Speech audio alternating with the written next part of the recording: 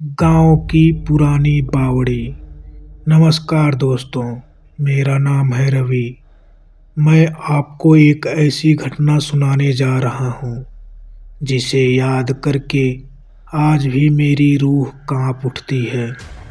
यह घटना लगभग 7 साल पहले की है, जब मैं अपने पैतृक गांव कालीधार गांव गया। कालीधार गांव एक छोटा सा गांव था जो घने जंगलों और खेतों से घिरा हुआ था। गांव के बाहर एक बहुत पुरानी बावड़ी थी। लोग उसे मौत वाली बावड़ी कहते थे। बचपन से मैंने उसके बारे में कई कहानियां सुनी थी। गांव के बुजुर्ग कहते थे कि रात के समय वहां किसी औरत के रोने की आवाज आती है। जो भी उस आवाज का पीछा करता है वह कभी वापस नहीं आता। मैं इन बातों पर ज्यादा विश्वास नहीं करता था। एक शाम मैं अपने दोस्तों के साथ चौपाल पर बैठा था। तभी बातों बातों में उस बावड़ी का जिक्र छिड़ गया। मेरा दोस्त सुरेश ने कहा, रवि, अगर हिम्मत है तो आज रात बावड़ी तक जाकर दिखा। मैं हंस पड़ा। भूत प्रेत कुछ नहीं होते, मैं अभी चला जाता हूँ। सभी मुझे रोकने लगे, लेकिन मैं नहीं माना। रात करीब 11 बजे मैं टॉर्च लेकर अकेला ही निकल पड़ा। आसमान में बादल छाए हुए थे। चांद बार बार बादलों में छिप रहा था। हवा में एक अजीब सी ठंडक थी। जैसे जैसे मैं गांव से दूर जा रहा था, सन्नाटा बढ़ता जा रहा था। कुछ देर बाद मैं उस पुरानी बावड़ी के पास पहुंच गया। बावड़ी बहुत विशाल थी। उसकी दीवारों पर काई जमी हुई थी। चारों तरफ टूटे हुए पत्थर पड़े थे। मैंने टॉर्च की रोशनी अंदर डाली। नीचे सिर्फ अंधेरा ही अंधेरा दिखाई दे रहा था। तभी अचानक एक धीमी सी आवाज सुनाई दी। मैं चौंक गया।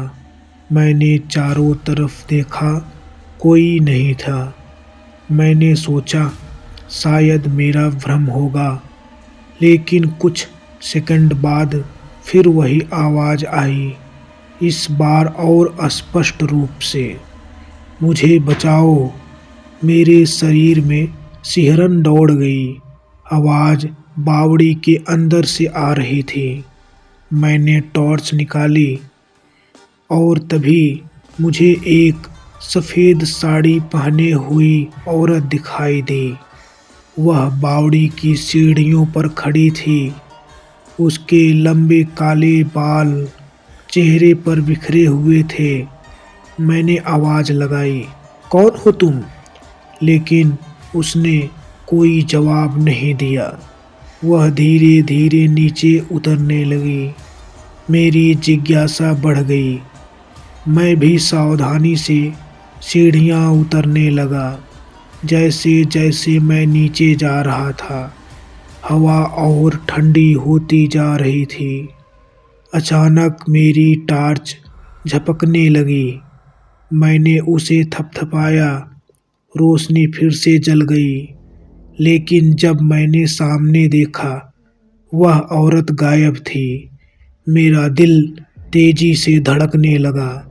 तभी पीछे से किसी के कदमों की आवाज आई, टक टक टक। मैंने मुड़कर देखा, कोई नहीं, लेकिन आवाज लगातार करीब आ रही थी। अब मुझे डर लगने लगा था। मैं वापस ऊपर जाने लगा। तभी अचानक मेरे सामने वही औरत खड़ी थी, इतनी करीब कि मैं उसका चेहरा देख सकता था। और उसका चेहरा देखकर मेरे पैरों तले जमीन खिसक गई।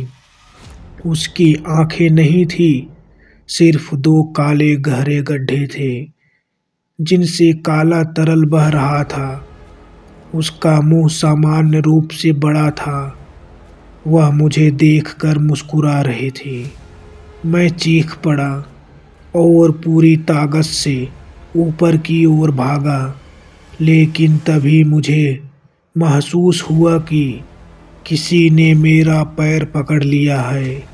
मैं नीचे गिर पड़ा। टॉर्च दूर जाकर गिर गई। चारों तरफ घना अंधेरा छा गया।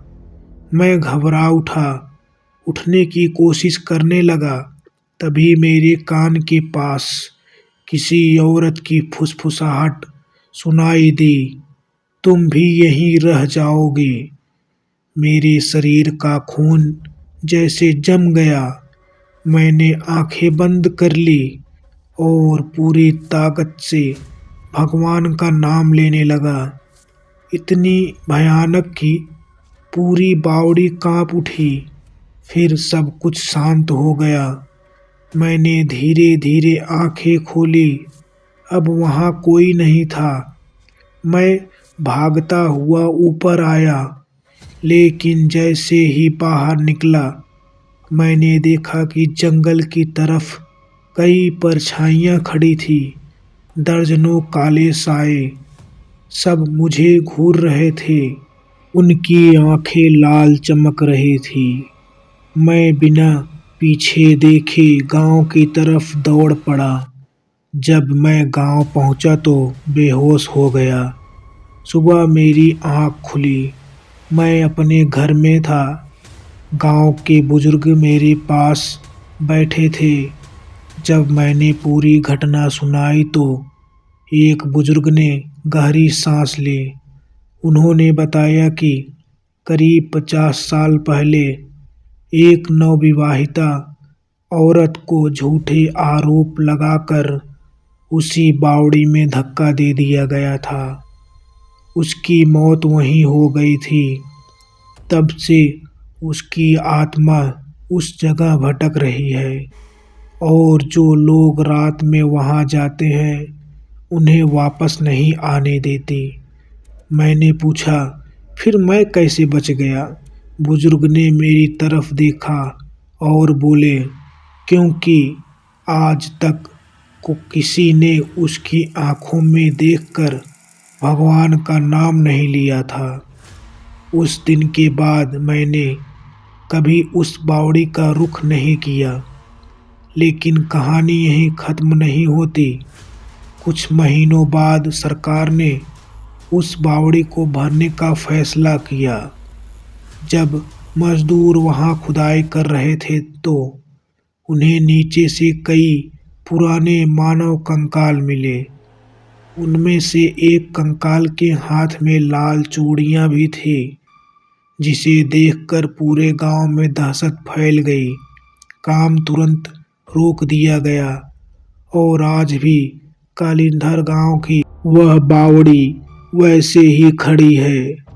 लोग कहते हैं कि अमावस्या की रात वहां से आज भी किसी औरत की रोने की आवाज आती है और अगर कोई उस आवाज का पीछा करे तो वह कभी वापस नहीं लौटता।